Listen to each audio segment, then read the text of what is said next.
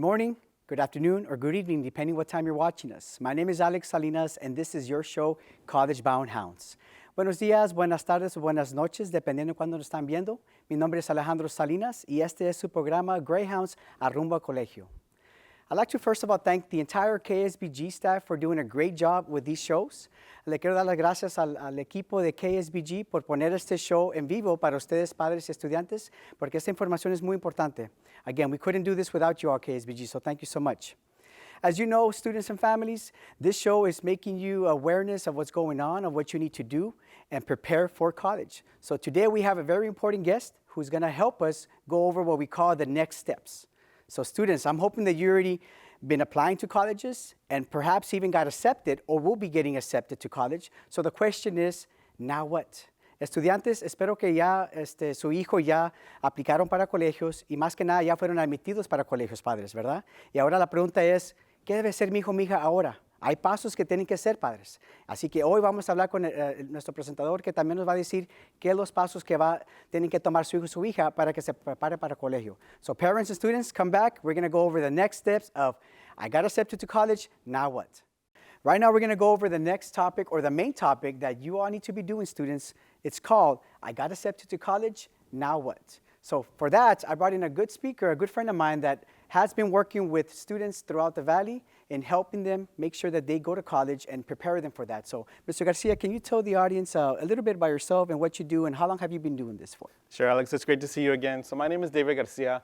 I'm the director of the UT Austin Valley Admissions Center. So what I do is, and my staff and I help students from around the Valley to apply to UT Austin. I've been working in this industry for over 15 years now. Worked very closely with Mr. Salinas in the past as well. So we're very excited to be here this evening. Mi nombre es David Garcia. Soy el director del Valley Admissions Center de UT Austin. Mi equipo y yo asistir a estudiantes para aplicar para la Universidad de Texas en Austin.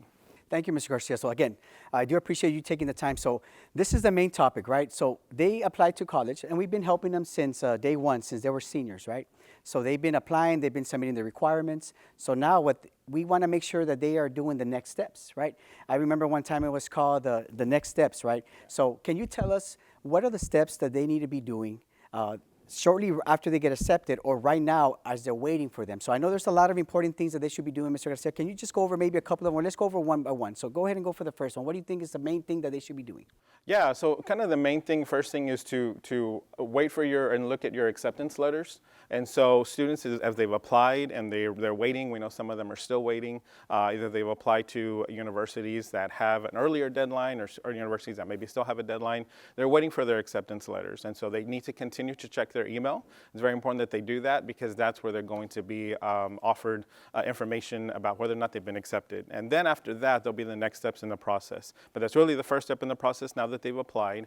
Check their email, keep in contact with admissions representatives like myself to see what is next in the process after they've been admitted. Padres, lo más importante es cuando ya aplicaron, tienen que seguir checando su correo electrónico. Todas las noticias, todos los mensajes van a recibir por correo electrónico. Es muy importante, Mr. Garcia acaba de decir que cuando aplicaron, ahora hay que checar y checar correo electrónico. Todos los mensajes va a ser por esa información, ¿verdad? So, Mr. Garcia, they apply, they get accepted. As a matter of fact, some of our kids get accepted, and UT Austin does a good job. They send them a nice tower, you got accepted, and all that good stuff. And we've been seeing a lot of students get that through the mail. That's something that a lot of universities are doing, right? Yes. So, students, if you haven't received your letter yet, or once you get accepted and you get the letter from UT Austin or A&M or Kingsville or UTRGV, expect something in the mail with a nice brochure and a little pop-out that you're going to be able to hold up, some Longhorns, some Giga Maggies, or whatever it is, to show it off. We encourage you students to come by the College Center so we could take a nice picture of you, so we could show you off on social media, and this way your friends can see everything you've been accepted to, right? All the colleges you've been accepted to. So they get accepted, Mr. Garcia, they check their email. So now what? The next main thing that we have here is financial aid. Tell us about what financial aid is, and more importantly, what they have to do to apply for financial aid. Yeah, so financial aid is extremely important. We're in that time right now where financial aid is what everybody hopefully is working on. We know this year the application opened up a little bit later. It opened up pretty much at the beginning of the year. So everybody should be working on their financial aid application right now if they already haven't done so. And I know you and your team are hosting financial aid nights coming up soon, so that's amazing. Hopefully students and parents, papás es que hacen la aplicación para ayuda financiera. Es muy importante que hacen eso y habla con Mr. Salinas y Ms. Pini y a todos los equipos que está ahí en el College Go Center para ayudar con eso. So very important that you do that. I do want to talk a little bit about the financial aid process because it did change this year. And there's a big change as far as when the university is going to receive the information and when we may be able to offer the information and award letter to a student. So like I said, the application did open later, which means that everything's been delayed a little bit. So right now, we've been notified that after a student submits their application, of course, it gets sent to the federal government, they process it, and then they send it out to all the different universities. We've been told we probably won't receive that information until mid-March. And so that, of course, after we receive that information, then we have to process it and we have to award students. That can take a little bit of a time. Obviously, we know that for a lot of schools like UT, A&M, some other institutions, students have to make a decision by May 1st. And so if we don't get the information until mid-March, we have to turn around and make a decision and give you a financial aid offer, which could be a couple of weeks. That may leave a little bit of short amount of time for students to make a decision, but we don't want parents or students to be worried. We want them to understand we are working on the process, communicate with us, we're here to help them, and we're gonna make sure we get their financial aid so they can make a decision in time. And I'm glad you brought that up because families, you might have a child a previous child who went to college last year or years before. That application process has changed. The Department of Education made changes. And we went over that in the previous segment of College Bound Hounds, but more importantly, you're hearing it again. The main thing, parents and students, is that you're not alone. We're here to help you. We're about to put a flyer right now that shows all the dates that we have at the College Center. So mom, dad, student, do not do this alone. The application to apply for financial aid is overwhelming and can be. But you see these dates here? We have dates coming up in February, March, all the way to April, either on a Wednesday night or a Thursday night. So families, this is something that we want to make sure that we continue to reiterate and make sure that you know that come by. We're going to have UTRGV representatives from Financial Aid Office and even from UT Austin and other universities who are coming. They're the experts. They're going to come to our College Center to help you parents, to help you students. So take advantage of it. These dates, again, are very important. Familias, ayuda financiera ha cambiado. Si usted tiene un hijo o hija que fue al colegio el año pasado o años pasado, ese proceso ha cambiado. El proceso ahora es, apenas están aplicando para ayuda financiera. Y no nomás eso, se va a tardar. Cuando su hijo o su hija y usted aplica para ayuda financiera, va a tardar hasta marzo para que esa información se vaya para el colegio como UT Austin, UTRGV o Kings o cualquier colegio que está aplicando, va a tardar hasta marzo. Así que eso significa que no va a recibir algo quizás hasta los últimos de marzo o abril.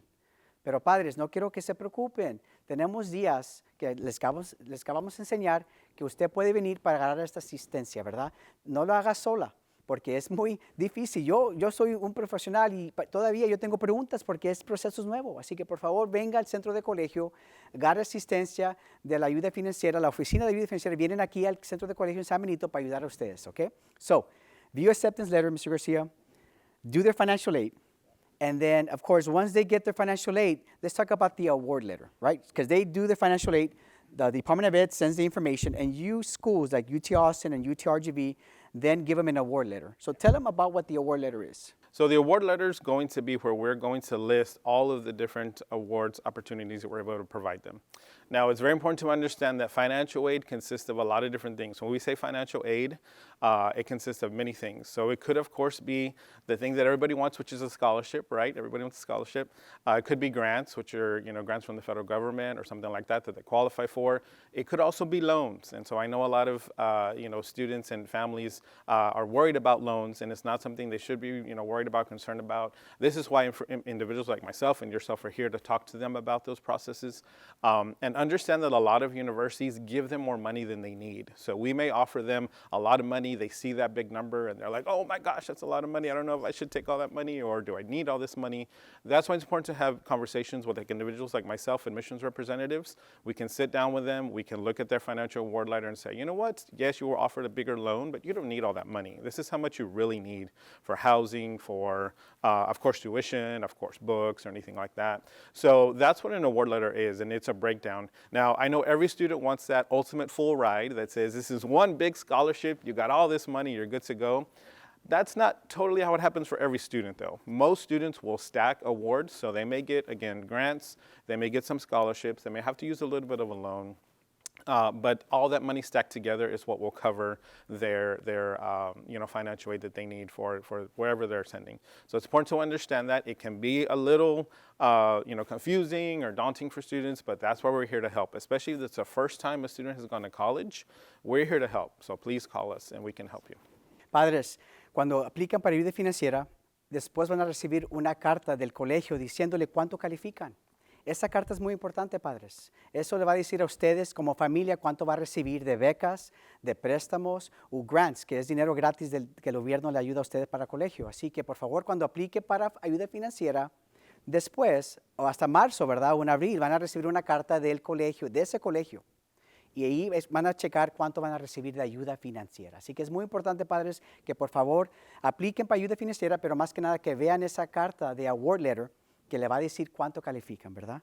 So, Mr. Garcia, acceptance letter, financial aid, award letter, and you touched base about housing. Now, housing is not required by a lot of universities, so talk about how housing works in various universities. Yeah, so housing is really different at a lot of different universities. And, like you mentioned, some places don't require it. Some places do for your first year. So again, talk to your admissions representative to see what's required of the school that you're going to be attending. Some people don't even know that housing exists on some universities. I'm not sure if a lot of people know this, but right down the street here at TSTC, our local technical college, they have housing. They have dorms for students. And so a lot of people don't know that. And so if you need a housing opportunity, even if you're staying here in the Valley, of course, UTRGV has dorms as well. So if you need a housing or dorm opportunity, make sure you're talking to your admissions representative and see if that's available for you. Now, the housing process, again, is different for everyone. So like UT Austin is an example. Once a student applies for admission, they can already apply for housing. And I tell those students, apply for housing so you're saved your spot. And basically, in our case, what we're saying is, you're not saying you're necessarily going to go to UT already or that you're going to stay on campus. You're just saying, save my spot for me. It's like save a piece of pizza for me, right? I may eat it later. I don't know if I'm gonna eat it yet. So just save it for me. So that's what our students are doing. Now other schools may say, well, you have to wait until you've been admitted. So you have to wait till you get that acceptance letter and then you can apply for housing. So everybody's process is different. There is usually a housing contract that comes in play after a student has accepted admission, which I know we'll talk about in a little bit. After you accept your admission, then there's a next step in the process.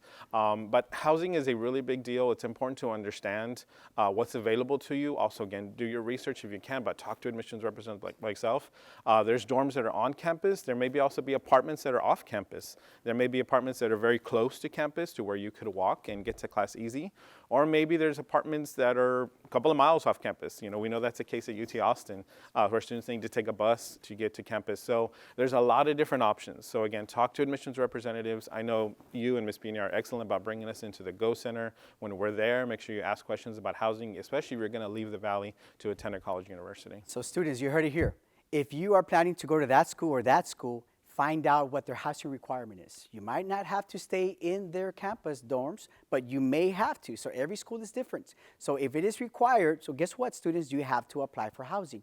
And I do know this, Mr. Garcia, the earlier they apply, the chances of getting that dorm versus that dorm also applies. So it's important that you students make sure if you're planning to go to that school, nothing binding, but at least planning to, then make sure that you apply sooner than later because it's important. The earlier, the better chances of you getting in there.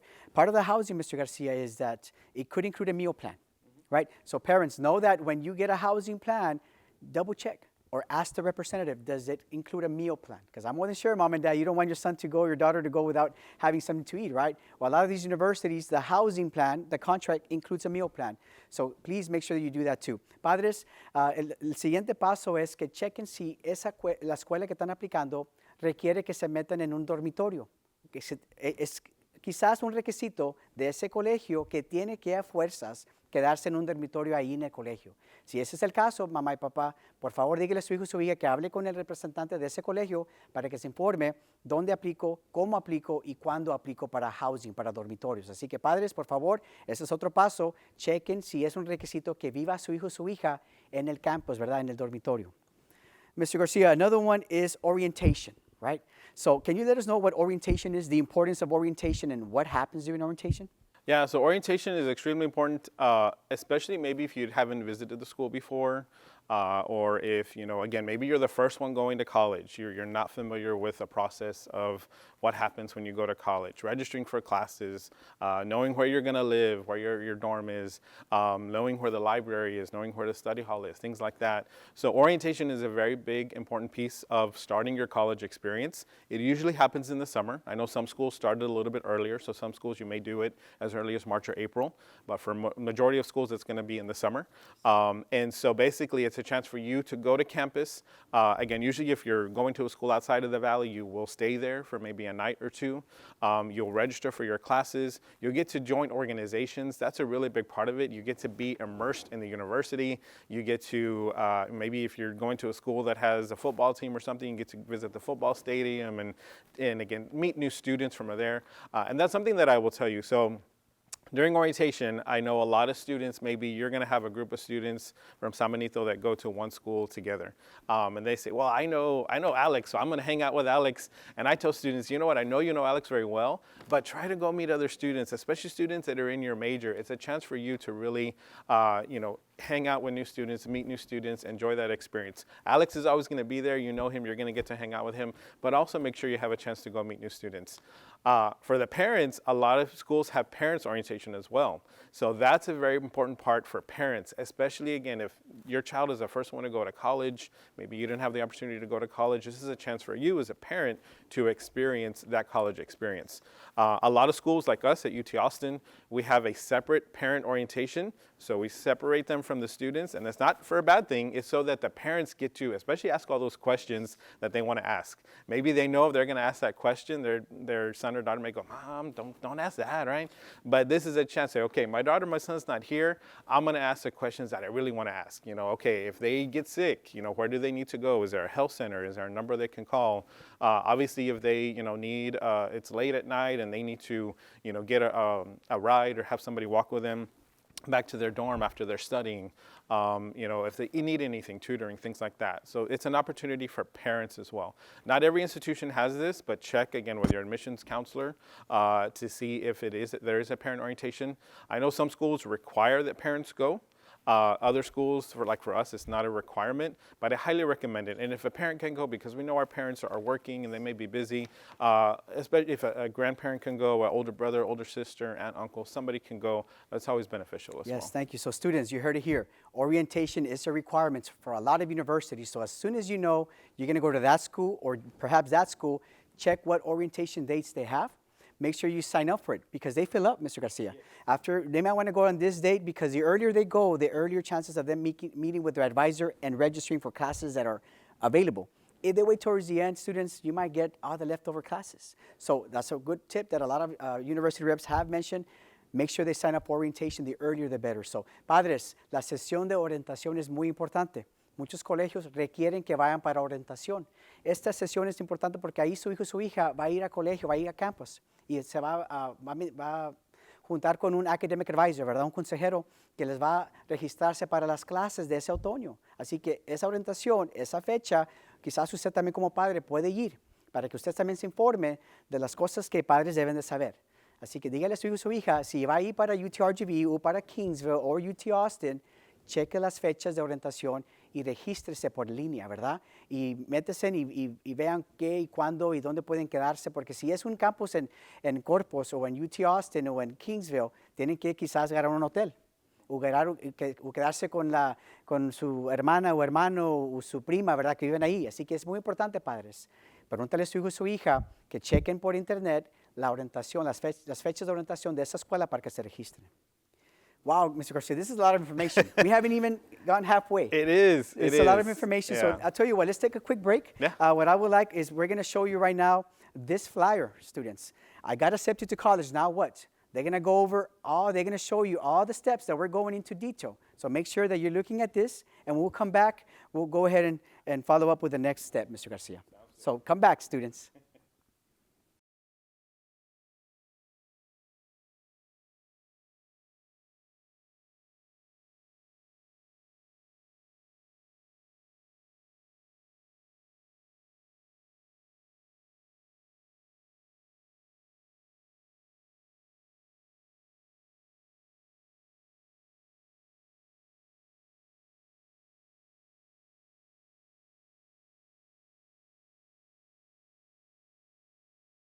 Welcome back to College Bound Hounds. Today we are talking about the next steps. After you apply and you get accepted, now what, students, right? So today we're talking about the things that you need to be doing now or very shortly once you get accepted.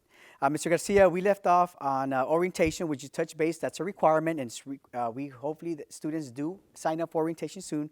Let's talk about a requirement that the state of Texas is requiring of our students. It's called submitting proof of bacterial meningitis. Can you go into detail what that is? Yeah, so your proof of bacterial meningitis is a requirement, just like you entered school when you were young and there were a lot of vaccines that you had to have to start school. It's the same thing here. And so basically it's a requirement of the state of Texas. Every college that you attend in the state of Texas is going to require this. I do recommend, and I believe usually the high school will have drives to assist with this, either to let you know where a pharmacy you can get this done, or maybe they may be able to do it at the school. And so the earlier you can do it, the better, because it is something you usually have to do before you go to orientation. So this is an orientation requirement. So this is something, again, really easy to take care of. It's an easy, quick vaccine you need to get done. Usually it's something that is just a vaccine record, a proof that you have it, and you can submit it to the college university. A lot of these college universities now, of course, have gone to uploading documents. I know we have, and I know students are probably familiar with that now. They needed to submit a transcript or something. They were able to upload it online. You can usually do the same thing with this requirement, so it's really easy to do this and submit it. So students, you heard it. No matter which school or university you're going to, you need to show proof of bacterial meningitis. So tell your mom and dad, have I taken my bacterial meningitis? They have a shot record, they have a vaccine record. So students, if you have not taken, if I'm not mistaken, there's 2 vaccines that you have to take. So make sure that you've taken both. And more importantly, once you take that and you go to your physician or to your doctor's office, right, and they take that shot, tell them to give you a printout or email it to you. That printout needs to have your name, your date of birth, and show that you have bacterial meningitis. So students, it's a requirement. You have to do it. The last thing we want is for you to go to orientation and you not have it. And that's going to delay a lot of processes. So please do that. Padres, el tema que tienen que hacer ahorita, el paso es tomar la vacuna que se llama meningitis, ¿verdad? Es muy importante, padres. Es un requisito del Estado. No importa cuál colegio va a ir. Tienen que tomar estas vacunas que se llaman bacterial meningitis, la meningitis. Si acaso no la han tomado, vaya para su doctor, que la tomen consigo su hija y que le den un papel diciéndole que ya la tomó en esta fecha con el nombre del estudiante y la fecha de nacimiento y más que nada cuándo tomó esa bacterial meningitis, la vacuna de meningitis. So make sure students take the shot, get proof. So you could either upload it, and you could you could take the record into the college center. We'll scan it for you, and you'll be able to upload it to your profile. So make sure you do that. Mr. Garcia, let's talk about scholarships. Students have been applying for scholarships since back in September, but that shouldn't stop now. As a matter of fact, we keep on encouraging students. I know that we keep on sending information of different scholarships to our students to apply. So just touch base how important scholarships are and how people can still apply for them.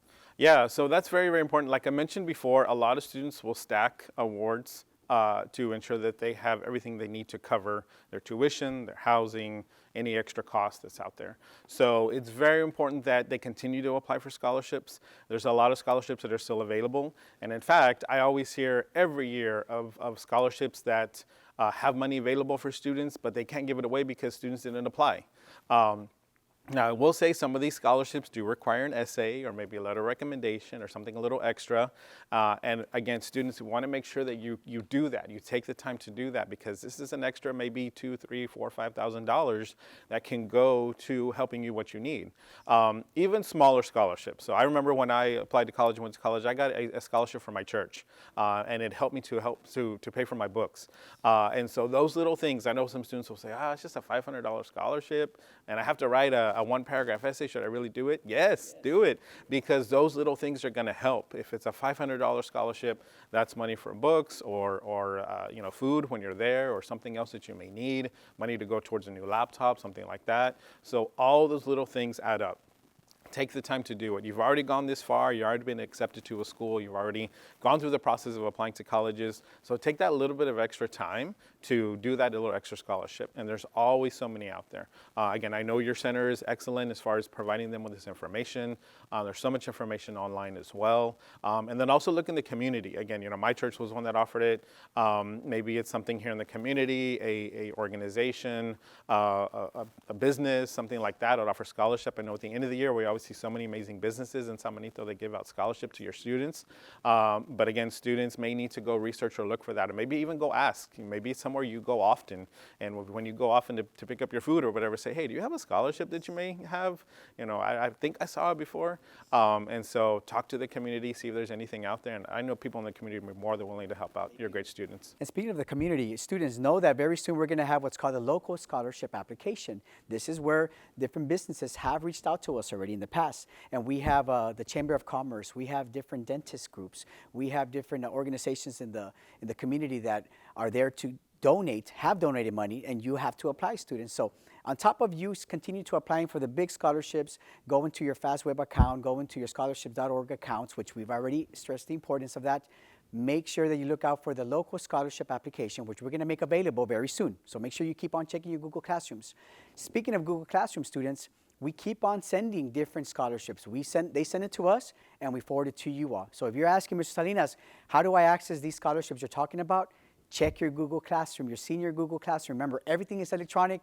Everything is done there. You submit everything to them. So the more scholarships they apply to, the more money you get, right? Ask your doctor, does he offer a scholarship? Maybe he never has, she never has, and maybe you'll be the first one, right? And you mentioned about the essay. A lot of these scholarships do have an essay component. But I told students, write a good essay. Give it to your teacher, right? Your English teacher, and have them proofread it. Make it better, and use that. So when you apply to the Coca-Cola Foundation, put their Dear Coca-Cola Foundation, and the same essay, the same adversity, the same personal statement is there. And then you find out about HEB having a scholarship. Dear HEB, make sure you erase the Coca-Cola, but Dear HEB, and it's the same questions that they're asking you. Why do you deserve this scholarship? What have you gone through? So students, take time to do the scholarships, the essay. But it's like you said, Mr. Garcia, a lot of kids, a lot of students do not apply. So the chances of you getting that scholarship will be higher. It's okay if your friends don't apply. Just apply.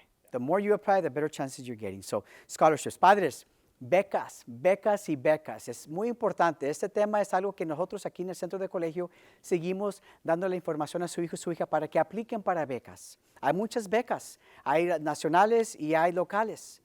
Pregúntale a su doctor, pregúntale a su dentista, pregúntale al restaurante donde usted va, ¿verdad? Pregúntales, ¿usted dan becas? Y si no dan, ¿por qué no dan? ¿Verdad? Mi hijo, mi hija se va a recibir. Nosotros venimos aquí seguido, comemos aquí cada fin de semana. Una bequita de 100, 20, de 200, 500 dólares, mucho, puede pagar por muchas cosas. Así que, padres, por favor, exígele a su hijo o su hija que siga aplicando para becas, que vaya para el centro de colegio, que agarre asistencia y que cheque su Google Classroom para que agarre la información de diferentes becas. Mr. Garcia, so acceptance letters, financial aid, award letter, housing, orientation, bacterial meningitis, applying for scholarships, and now the last thing that we usually have our students do is transcripts. They have to submit a final transcript, and then, of course, if they're taking student enrollment, a college transcript. So talk about that requirement that the universities ask of. Yeah, so of course we, at universities, we want to understand the classes that you're bringing in, especially if it's dual enrollment, and we get questions a lot on that as far as, well, I already took this dual enrollment class, English class at, whatever institution. Does it transfer over? Is it going to count for a class or things like that? And so it's important that you send those transcripts to us as soon as possible. Obviously, they can't send their high school transcript in until they're done with their graduation, right? But the important thing that is for them to do is to make sure that they let you all know what college they need to send it to. So your registrars can work on it and send it to us as soon as possible. And that way, again, we know that you've graduated, we know that you have all the classes that you need under the requirements, all that good stuff. And so that way we can fully, move you over to the university. Your dual enrollment classes, what I tell students is as soon as you're done taking those dual enrollment classes, which I know some of your students may already be done with that, they may not be taking any spring classes as a senior, send us that dual enrollment transcript as soon as you're able to. And so that gives us a chance to look at it. And again, for most schools, it's the advisor for the major you got into. So again, when you're applying to university, you're applying to different majors. Maybe it's psychology, maybe it's engineering, maybe it's mathematics. So there's college advisors within those programs. They'll look at your transcript and say, okay, you have an English credit, a biology credit, calculus credit. Yeah, that'll count for a class with us. Or maybe we want you to, retake this class. Or maybe that class doesn't qualify because it's not something that we can transfer it to. We always get the question of, is my class going to transfer and what is it going to transfer as? And again, that's really up to the college advisors. I do tell students, like if you are a biology major, that's what major you're going into, and you took a biology class, don't be surprised if maybe that program says, well, we want you to retake the biology class again, just because, we want you to start off in our biology program as a freshman with our professors, things like that. It's not a bad thing at all. It's just saying, hey, this is your major, this is what you're going to continue to take, of course, biology 2, 3, 4 different biology classes. So we want you to have a foundation here, especially to get to know our professors, for them to get to know you. So as they continue to teach you later on, maybe they're going to help you with a research project. They get to know you as a freshman. So those are really important things. But usually it's up to the specific college. But if you're a biology student and you have an English class that you took, they're probably going to say, yeah, that's fine, bring it in. You can jump into the next English class, or you're done with your English credits, right, because of what you did in dual enrollment. Good. So you touched about dual enrollment, but the requirement that everybody has to submit is the high school transcript. So obviously they call it the final transcript for a reason. It's the final one. So students know that sometime in May, your counselors are going to give you a to-do list. Part of that is for you to choose the university that you're planning to go. Right now, students, you're probably choosing, or you have 3 schools. You perhaps have UT, you have A&M, UTRGV, or TSC, all those in mind. You're not deciding where you're going to, but at the end, you would already gotten accepted, you would have gotten everything, and if that's the final school that you're going to go to, know that sometime in May, students, you're going to have to put there what school you want to send your final transcript. That's separate from the one that you're probably submitting now to all these schools. They're just asking for a 6-semester current transcript. Continue sending those. But the final transcript is the one that you have to wait. And actually, the school, San Benito High School, sends it not until June, after you graduate, weeks after high school graduation. So please be patient with our records office. They're going to get all these flyers, but more importantly, students, when you're ready and you're going to go to that school or this school, you're going to put there, please send my final transcript to UT San Antonio, to Kingsville, to UT Austin, right? And they're going to process it. So give them time. But until then, the current transcripts, if they're requiring it, make sure you submit it. We'll help you at the College Center get you a PDF so you could upload it, but make sure that you do that. Now, the other transcript, the dual enrollment. Now, the good news, students, if you took dual enrollment with us at San Benito High School, our partner was Texas Southmost College. That means that either you finished already taking dual enrollment or you're currently taking this spring semester. Wait until the end of May or mid-May. Grades are in. So that means that now you're going to require or request. You have to go to your portal, go to Texas Southmost College website, click Request Transcript, and it's going to tell you where do you want to send it to. Well, again, by that time, students, if you want to go to UT Austin or UTRGV or Kingsville or any other school, put the address, put that school, put that information. They're going to send it. So when you go to orientation and meet with your advisor, guess what? Oh, you took Comp 1 already, you took Comp 2, you took college algebra. Guess what, seniors? Some of you will have 20, 30, even 40 hours that are transferring. So instead of finishing school in 4 years, you'll finish it in 3, 2.5. Because of dual enrollment, Mr. Garcia, I'm happy to report that we've had students in the past who have graduated in less than 3 years. I've had even a couple of students in 2.5 years. So again, seniors that are taking dual enrollment classes, submit your college transcript. Really quick, Mr. Charlene, another thing I'll add to that. Students, and we talked about orientation earlier, and how some orientations may happen in March, April, maybe late May or early June. And again, I know, like you mentioned, your office does a lot to make sure we get those transcripts out as soon as possible. And the dual enrollment colleges do a lot as well. But what I always recommend is that if a student can have a paper copy with them, even if it's an unofficial copy, they can take that with them to orientation, so they can say, I know my school's sending it to you, but here I have this copy. Or I know my college is going to send it to you soon, but again, I have this paper copy. It may not be official, but here, so the advisor can at least see, okay, you have these classes, or you're good to go, and they can already start planning those college classes for you. So that's another recommendation. Excellent point. So, padres, el último paso de que tiene que hacer su hijo o su hija es mandar el que se llama transcript, el cartex de grados, ¿verdad? Eso va a pasar en el mes de mayo. Cuando su hijo ya se recibe de la high school, o antes que se reciba, le va a dar un papel, el consejero de ellos le va a dar un papel, y ahí va a poner cuál colegio quiere mandar el transcript, el final. Y ahí va a poner UT Austin quizás, o va a poner ahí Texas A&M Kingsville o UTRGV. Y eso lo que va a pasar, la oficina de records, de student records, va a mandar ese transcript para ese colegio. Va a tardar, padres. Por favor, díganle a su estudiante que por favor, más que nada, que ponga esa información en ese papel para que sepa esa oficina dónde mandar ese cartex de grados, ¿verdad? Y el otro, si su hijo o su hija tomó clases de colegio, dual enrollment, de doble inscripción, debe de mandar también ese transcript de ese colegio que es de Texas Southmost College. Se mete en ese correo electrónico, se mete ahí por internet y manda ese cartex de grados de TSC para ese colegio, porque esos grados van a contar, esas clases se van a transferir, padres. Lo más que se transfiere, lo menos tiempo que va a recibir esa licenciatura, ¿verdad? Así que, por favor, final transcripts, es el último paso. Mr. Garcia, wow, a lot of information what they have to do. Guess what, Mr. Garcia, students, we have an event coming up, though. Exactly what you're seeing, and they're going to put, again, the next steps. Right now, they're putting the next steps for you to see right now.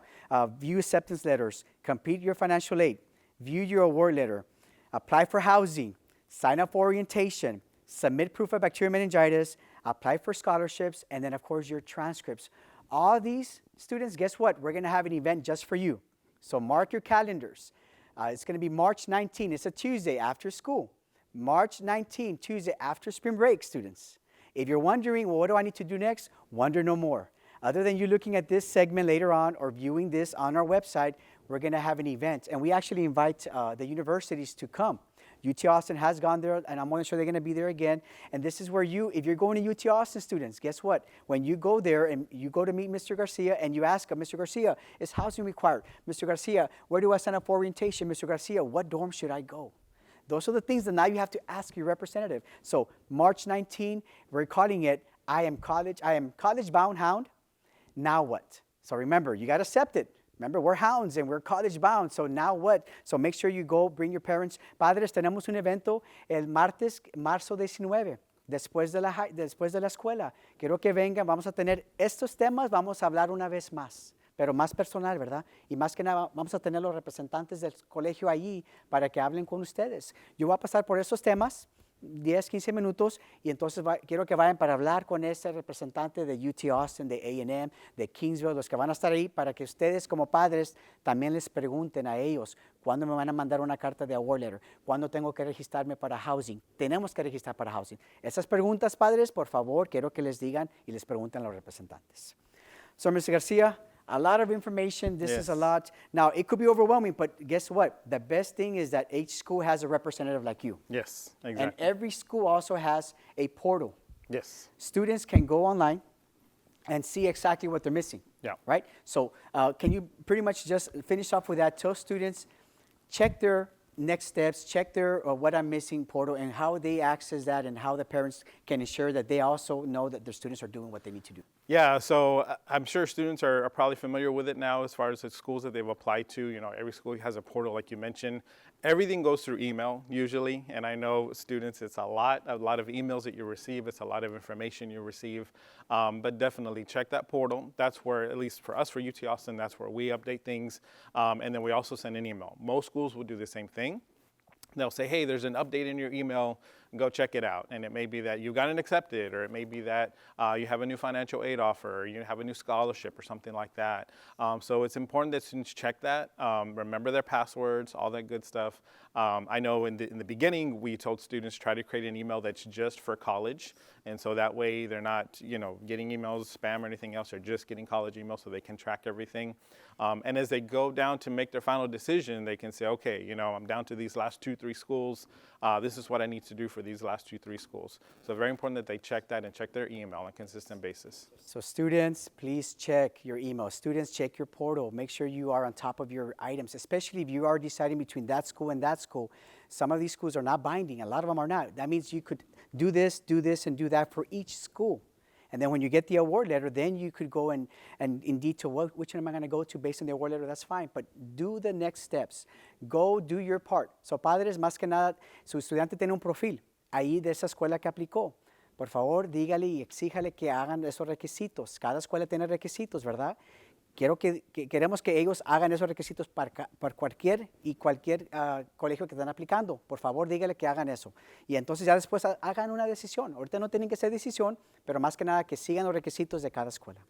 Mr. Garcia, I do thank you for taking the time. This has been very informative. A lot of students are getting to the next steps now, so your timing couldn't be perfect, as we call it here. So thank you so much for being here, and we appreciate everything you do for our San Benito Greyhounds, sir. Well, thank you. I appreciate the invite and for allowing me to be here.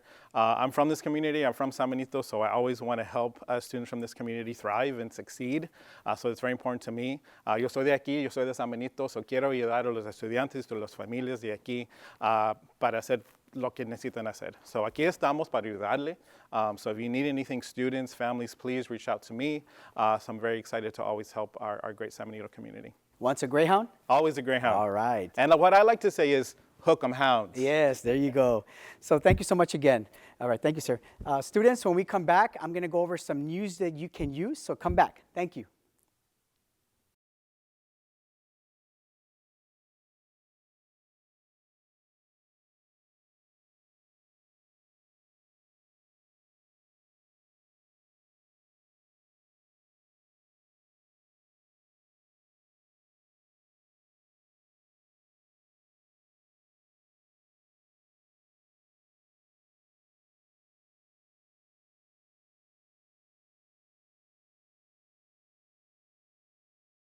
Welcome back, students and families. This segment is called News That You Can Use. So I'm going to go over important events that are coming up that I would really encourage you all to please take the time to come by. First, our financial aid nights, and they're going to show a flyer here. This is where you, families, and students can come directly to the College Center and get the assistance. We just talked about how it's overwhelming, this application, so make sure you come by. We have dates coming in February, Thursday, February 8th, Wednesday, February 21st, Thursday, March 7th, Wednesday, March 20th, and even in April, April the 4th and April the 17th. Inside the College Center, parents, please stop by. Everything should be there. We're going to have financial aid representatives that are going to help you out. So we have the experts. So remember, this year, a lot of changes have occurred. So please make sure, stop by, get the assistance with financial aid. Also, we just touched base on the next steps of what you have to be doing to prepare for college. Well, guess what? Here's another flyer. We are calling it, I'm college-bound hound. I am a college-bound hound. Now what, right? So please make sure, come by Tuesday, March the 19th, after school, parents. Come by, learn about what the next steps, what things you should be doing now, and more importantly, speak with the representative so you know what to do. And finally, students and families, I want to make sure and I give you a friendly reminder, if you're interested in dual enrollment college classes for this coming fall, and this is for my VMA 9th grade students too, we had a meeting. A link was sent to your social media, to your email, parents, or go to the VMA and ask. But go on the website and get the application so you can start taking college dual enrollment classes this coming fall of 2024. For my high school students, my 10th and 11th graders, make sure you stop by the College Center so you could pick up a packet.